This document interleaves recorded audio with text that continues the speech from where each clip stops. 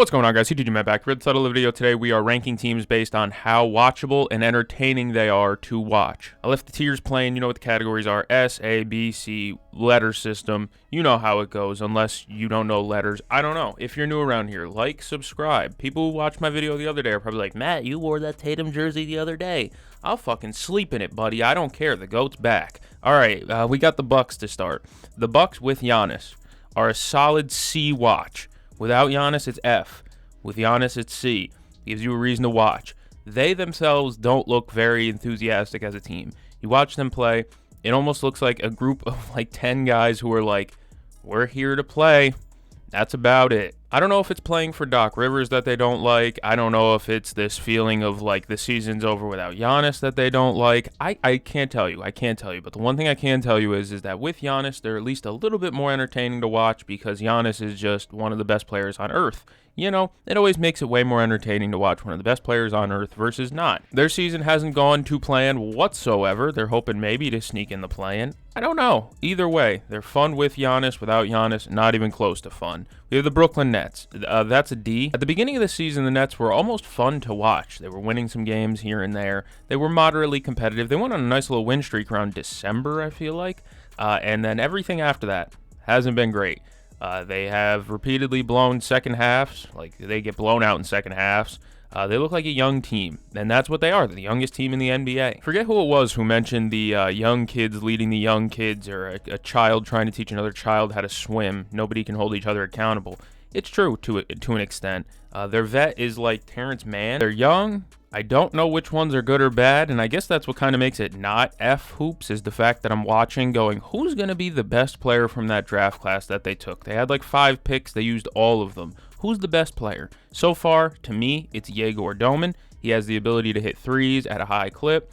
That keeps you in the league at the bare minimum. At the bare minimum, he's going to stay in the league because he can hit threes. But I like Danny Wolf. Good size, nice forward, can handle the ball, can pass a little bit. He's very versatile, not very athletic, of course. Look at him. No disrespect, but look at him. He's kind of a doughy build, too. He's a fun, entertaining basketball player. I think he's my favorite to watch, maybe, but I think the best is still Yegor. Overall, I'm not watching as many Nets games as I did to start the year, I'll say that. But since I'm a New Yorker and my dad has cable, I do watch Nets games here and there, and sometimes it's absolutely brutal. So, speaking of watching on cable, we have the New York Knicks, who are like a solid, I'd say they're an A almost watch, because they don't really get blown out a ton, and they don't really blow out teams a ton, I feel like. I don't know if the numbers are going to back that up, but it feels like every time I tune into a Knicks game, it's relatively close. They can be playing the Atlanta Hawks or the Oklahoma City Thunder, and they're playing them competitively. You know, the offense under Mike Brown has been better. The defense under Mike Brown has not been better than last year under Tibbs. But now you got like Josh Hart hitting threes and still playing the hustle role and everything like that. And Jalen Brunson's a playoff riser when it comes to the time. I really do like watching this team. I watched OG Anunoby dunk on Victor the other day, just because he beat him on the first step, quick first step. You know, so, or was it Victor? Or it might have been Chet. Either way, it was a 7-footer. He yammed. The Knicks are an entertaining watch. Good enough. You know, it's hoops where it's usually competitive. Against good teams as well, they're competitive, so they deserve a nod. The Toronto Raptors, that's like B. They can get out on the break, and that's what makes them fun. They're a good fast break scoring team because they are an elite defense. The thing is, if you're not into elite defense, if you want to see a regular season game that ends in the 120s, don't watch Toronto Raptors basketball. Toronto Raptors want to make it slow, muddy, ugly, and everything like that. High turnovers and everything like that. They play great defense. They're individually just not the most exciting team to watch. They're above average viewing experience because they're a good team, and it's another team that can stay competitive with a lot of teams. But overall, like, if their half-court offense isn't working, it is a brutal watch. And let me be honest with you, their half-court offense doesn't work a lot. It is a lot of scoring on the break off of turnovers and such like that. It's entertaining to an extent, but their half-court offense being ugly and their game plan to make the game ugly, to a casual fan, I can explain and understand why they don't really want to watch that. Utah, F. Straight up, I don't want to watch anymore. I'm good. I'm good on Utah Jazz basketball, probably the rest of the year. I'm just good on it. You know, Keontae is very fun. and that's kind of the only guy that makes you want to watch. But I think they're going to shut down Keontae after a little bit, I'd assume. No Lowry, no Jaren, nobody really playing that you're... Besides Keontae, there's nobody really on the court that I'm like, maybe Collier. Collier's kind of decent with the playmaking. But there's like no big names on the court. And like I said, the only thing that keeps me puzzled with Brooklyn is the fact that I don't know who's going to be good for them. I don't know if anyone they drafted is going to be good. The Jazz have Keontae George, who's already an established all-star caliber guy, although he didn't make one. And then they have Lowry and Jaren. I'm more excited for their next year than I am to end this season. Next year, they can move up this list up here, wherever. This year, they don't have anybody playing. Houston Rockets are going to go right with the Toronto Raptors because they're another team that just wants to make it ugly. They're going to play great defense. They're a great defense. And they're going to rebound. They're a hustle, haul-ass to rebound the ball team. And I like it. Me personally, the Rockets are a fun, interesting team to watch because their offense can be very spotty. You saw that yesterday. Reed Shepherd was fantastic, but Jabari Smith Jr. put up 41 minutes of unadulterated, god-awful ass. They needed to put a parental advisory around that Jabari Smith Jr. game. Don't go back and watch that. He was horrible for 5 quarters. They went to overtime, so not just 4 quarters. There was a 5th one in there, and he was ass all 5. I'm a big Jabari guy. That was hard to watch. But their offense typically doesn't come from the same guy night in and night out, it feels like. Since All-Star break, Kevin Durant's been carrying a lot of the scoring load. Reed Shepherd helps out too. But it's a hustle and effort type of team. I could honestly move them up. I feel like I should move them up. I feel like I should. I don't know. I don't think I'm gonna, just because they don't have the scoring facilities. Sometimes their offense, if a men's not scoring and Reed's not scoring, that offense is just, mostly Reed. A men's going to get his because he's a good second chance scorer. He can fill the lane well on fast breaks and catch lobs on the high-low action with Şengün. If Reed Shepherd doesn't have it going, I don't know where their perimeter scoring comes from. It's like Kevin Durant, and that's it. The Pelicans I'm putting in D because at least Zion's playing. I know he got hurt. He missed a game maybe, but he's back. He's coming back, and it keeps it moderately entertaining. And Jeremiah Fears is there. Derek Queen's there. They have young guys that you don't know how good they're going to be. Derek Queen, I don't know what the ceiling is on Derek Queen. I don't know where the ceiling is on Jeremiah Fears. I like both of them. That's what keeps me moderately interested. But let me be frank when I say this. If the last game of the night is a Pelicans versus Kings game, I'm not tuning it in. I'm not tuning in. I thought this to myself the other day. If I really wanted to watch tanking basketball, I can go back and do that in the offseason because none of it matters, right? I only have so many hours in the day, bro. We only got so many finite hours in our lives. I'm not spending it watching a Jazz or a Pelicans game or even a Nets game if it really comes down to it.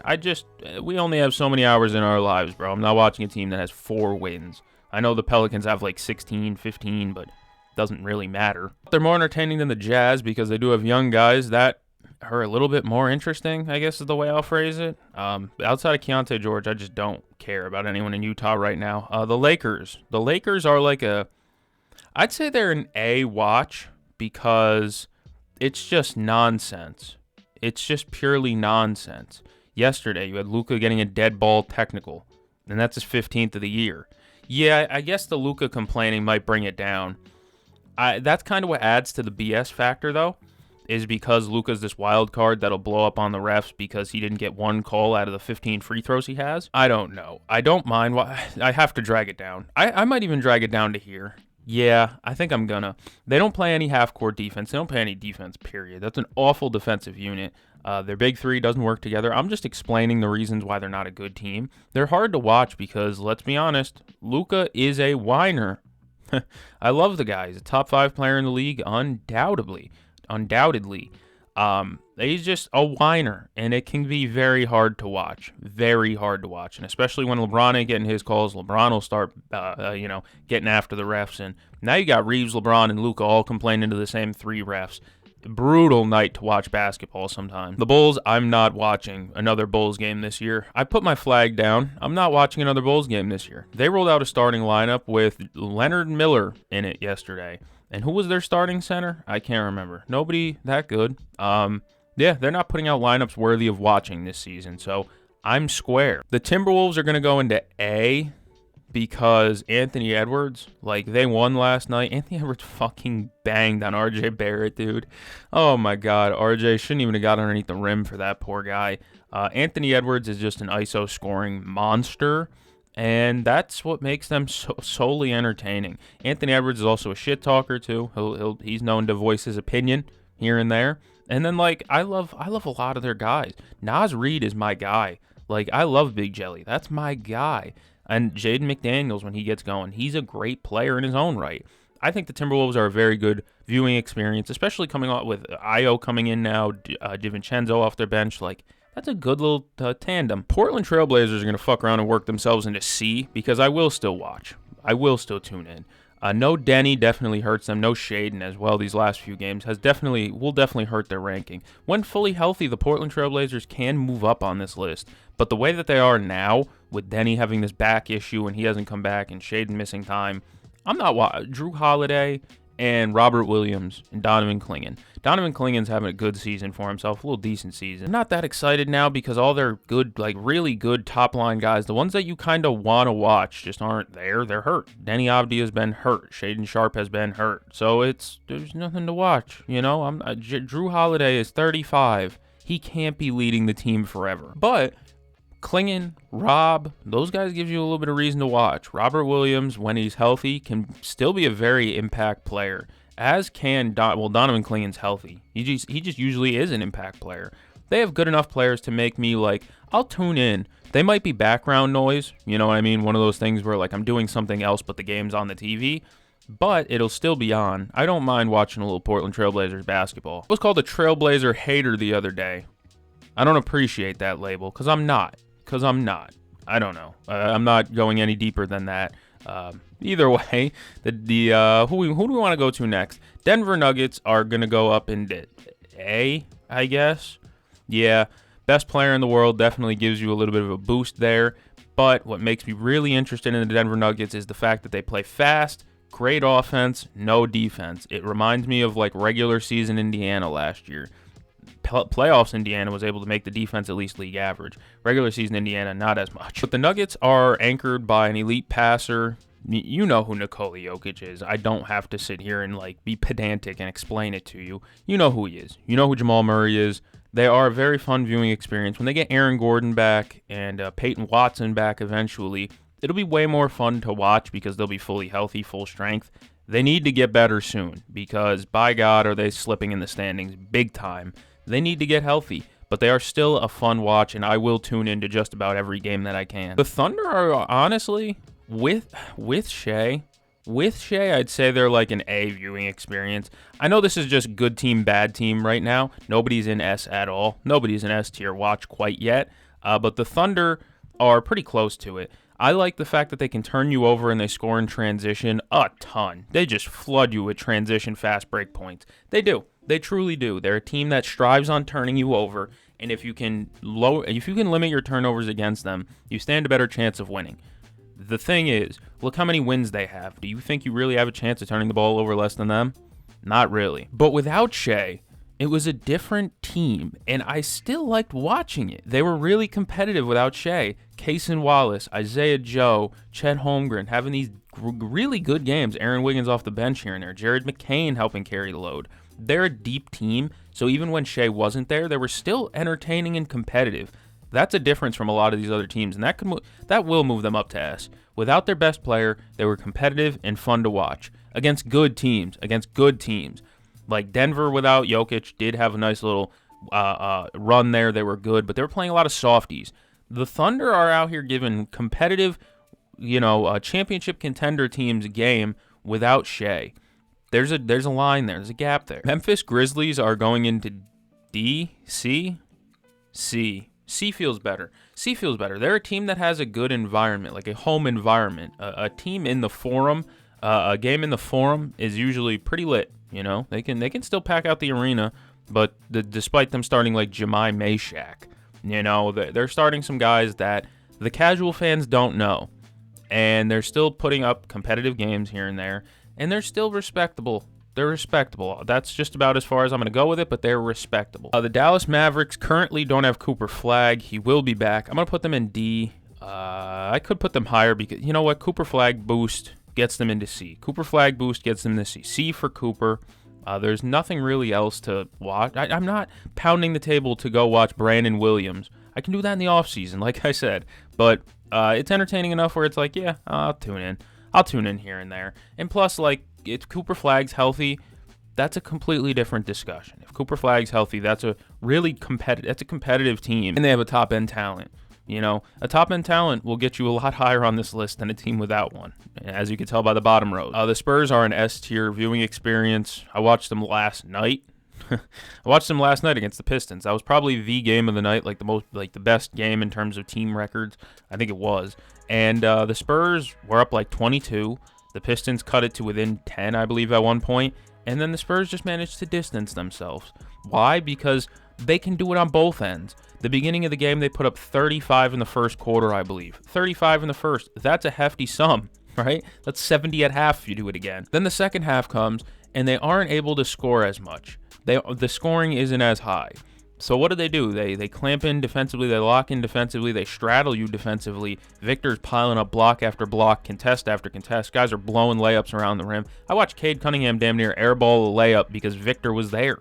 Shit just happened. I watched Dennis Jenkins.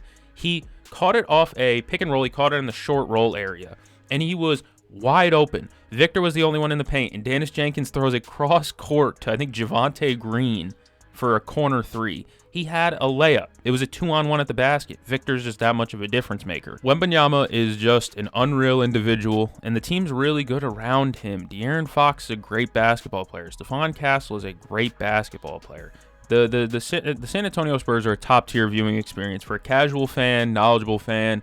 If you like basketball, turn on a Spurs game. It's usually a good one, and Victor just does some unreal shit every night. Phoenix Suns, when they're healthy, they're a B viewing experience. When they're healthy and they're swinging the ball around and everybody's hitting threes and Dylan Brooks isn't driving under the influence, that type of thing gets you, loses respect in my eyes. Before I was able to justify Dylan Brooks' clownery by saying at least it's just on the court stuff, and now he's driving under the influence, and now I have to come in here and say, you're a jackass. You acted like a fucking fool. Don't do it. Just don't. Take an Uber. You're a millionaire. The rest of the team, though, shout out Colin Gillespie, Devin Booker's back, this whole team is getting healthy again, and this is a team that can swing, and knock down 33s in a night, it feels like. They're entertaining as hell. They remind me of, the Boston Celtics almost. Jordan Ott is a terrific coach, and I'm excited to see what the future is for them. The Clippers, D. I mean, it hurts now, because I had a guy that would put them in C tier, but that guy is going to miss the rest of the season with foot surgery. His name's Yannick Conan Niederhauser. Done. I'm not watching for much more. I was watching a little bit for the Ben Mathurin hype to see if something would happen there.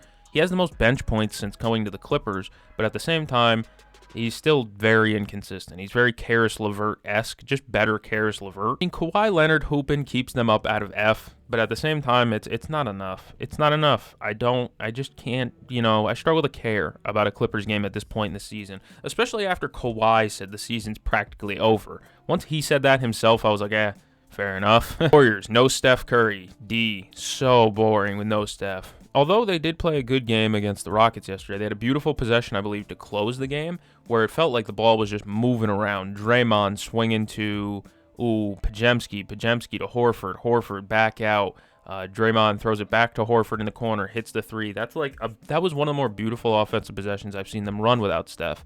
The issue is that they don't do that consistently enough. Also, Draymond grabbing ankles.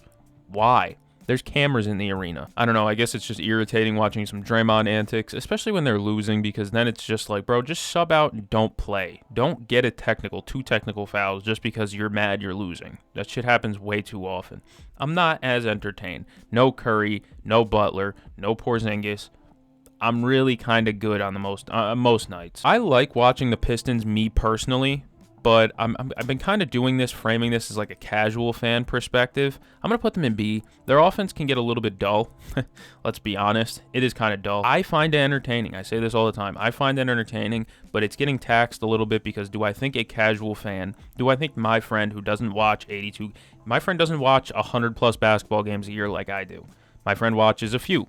We all got them friends who know basketball, like basketball, but they don't watch 100 games, they would not enjoy watching this Pistons team that much. I know that for a fact. Very one-man show-esque on offense. It's Cade Cunningham or I guess Jalen Duren on the pick and roll. It really works. And like I said, they are a moderately entertaining team to watch. Their defense keeps them in games. I mentioned their game against the Spurs last night. They went down 20, and they managed to cut it to, I think, single digits. I don't know if they got – I remember them at like 11. I don't know. I don't know. I feel like they got within single digits. They might not have. But their defense was able to keep them in it. And that's what makes them entertaining to me. But again, for the more casual fan, I don't know if they're watching Pistons games as like excited and giddy as I am. Sacramento Kings, straight up F. I'm good. I can go watch Maxime Reynaud highlights in the offseason. Again, we only have so many finite hours on this planet. Do not spend them watching a Sacramento Kings game. Go hang out with friends. Go see your parents. Do something else. Cleveland Cavaliers with James Harden, I'm putting them in A. They're fun. You know, they're rocking and rolling. And plus, like, Jalen Tyson is awesome. The casual fan, again, I've been saying it all video. The casual fan, I don't know if they're hip to Jalen Tyson yet. They should be, because he's had a couple of big games. By now, you should be woken up to who Jalen Tyson is. Hell of a player. Hell of a year 2 guy as well, I believe. Shooting well over 40 from 3. Well over 42 from 3. I believe it was like 44 last time I checked from 3. Mitchell's always been an explosive scorer his whole career. Nothing's changed there. Evan Mobley, when he's healthy and moving well, like his defense is a game changer for them. They're a fun team to watch. They can get on the break. They can bully you in the rebounding. They can match a lot of teams. And with James Harden there, it adds a different level, you know. James Harden is a Hall of Famer. He knows what plays to make, and he knows how to run the offense. He knows how to run a high screen and roll with Jared Allen. I can assure you of that. My Boston Celtics, they're going to go, shit. So Tatum's coming back probably tonight, Friday, as I record. I'm going to put them in A, B, A, B, A. I don't know. I'm tossing it back and forth too much. I'm just going to stick them in A and run with it. They have young guys that, like, people know about now. Hugo Gonzalez, Jordan Walsh, Nini Keita. Those guys hustle hard. They crash the glass hard. Baylor Shireman crashes the glass hard. They bank on offensive rebounds. They get a ton of them. They get open looks off those offensive rebounds, and they force you to basically play defense for 40 seconds instead of just the regular 24. They play tough defense, and then they have an ISO scoring machine in Jaylen Brown when he's on. When he's off, oh boy, it can get a little bit spooky here and there. But the Celtics are a fun team. They can turn you over. They play good man-to-man defense. They have ways to score off their bench. Vucevic hasn't been ideal. Unsure of whether they should be an A or a B team. Let me know down in the comments below where you would put the Boston Celtics. I think with Tatum coming back, they have a right to stay in A. That feels right to me. As we move on to the 76ers, without Joel Embiid, I'm going to put them in B just because Maxey is an electric scorer. I'm very entertained watching the Philadelphia 76ers with Tyrese Maxey when he's on. But like without Joel Embiid, they just aren't that good. They just aren't that good of a team without Joel Embiid. And he's going to miss another week. I got the notification during recording. Joel Embiid's going to miss another week. So for at least another week, I'm bored as hell watching Sixers games. Shout out to Don Barlow. Shout out to all their guys that are out there trying to develop, you know. But overall, like, I'm just, without Joel Embiid, they're just not the same. And I think a Philly fan can understand that. Hornets, instant S tier. Instant. They're top 5 in shots contested. They play good defense. They're rebounding really well. Moussa Diabate is versatile as hell. Their offense is humming. They're hitting threes at a high clip. They have, like, their top 3 guys, Ball, Kneppel, Miller, are, like, top 3 in threes made since All-Star break. Unreal what they've done. Now, the Charlotte Hornets are defying expectations by a million, and I can't be happier. Right, this is a team that I got deadly wrong, and I'm so happy that I got it wrong. There's teams where it's like I get it wrong, and I'm like, God, I can't look at that. But then I get this one wrong with the Hornets, and I didn't think they were a playoff team before the season started. Thank God, dude. They hustle for offensive rebounds. They make threes at a high clip. They play good defense. They turn you over. You're thinking, okay, there's that stat out there about when they have Ball, Kneppel, Miller, Bridges, and Diabate. You're like, yeah, when they start those 5, they're like 19-2 or whatever. It goes deeper than that, because even once you get out of that starting lineup, Zion James is coming off the bench. Hound, 94 feet of defense. Enjoy it. Who else come up? Kobe White. The guy averaged fucking 20 last year, and now he's coming off the bench for this team. Moussa Diabate. It gives you different looks. Moussa Diabate is a 6'9", lanky, switchable perimeter center. Then they switch him out. They go to Ryan Kalkbrenner, who's a pure 7-foot shot blocker.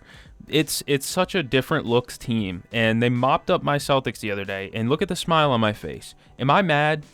No, I'm not shocked. I want them to beat the shit out of Philly. I need them to jump Philly in the standings because I don't want to see the Charlotte Hornets in round 1. I'm good on that.